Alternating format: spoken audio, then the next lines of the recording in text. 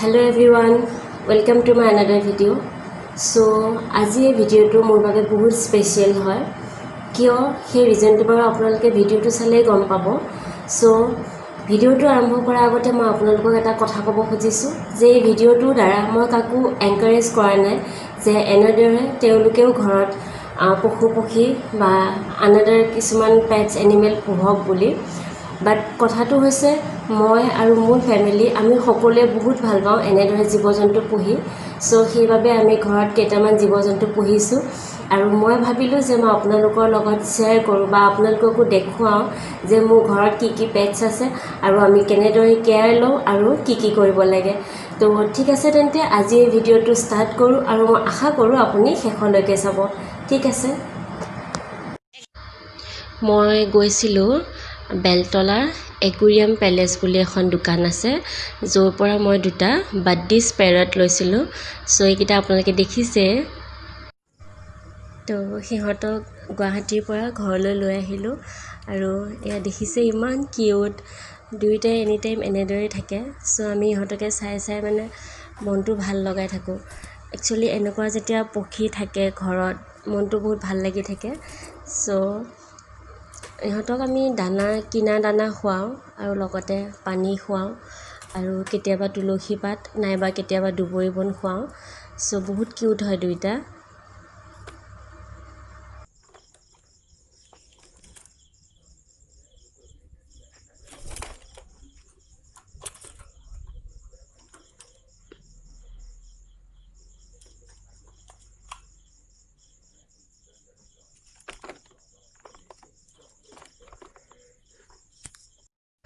আৰু ইহঁত দুটাৰ নাম থৈছোঁ চিংকু পিংকি। চ' নাজানো বাৰু, বাট দোকানীয়ে কোৱাৰ মতে য়েল্ল'জনী হৈছে ফিমেল আৰু গ্ৰীণটো হৈছে মেল। চ' মেলটোৰ নাম হৈছে চিংকু আৰু য়েল্ল'জনীৰ নাম হৈছে পিংকি। চ' বহুত মৰম লাগে দুয়োটাকে।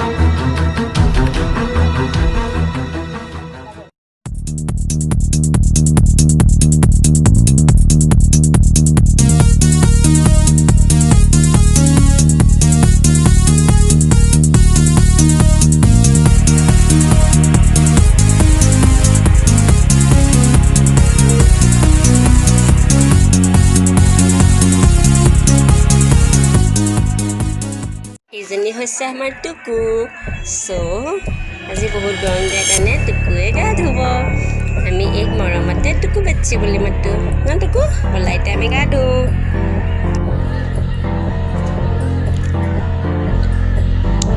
এনেকৈ অকণমানকৈ ভিজাই দিম টুকু গা ধুইছা আইও অ' নাখা বাচ্চি নাখা বাচ্চা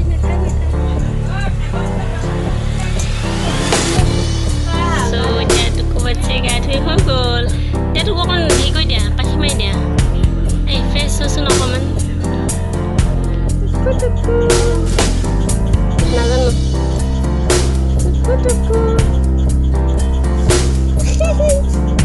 দিম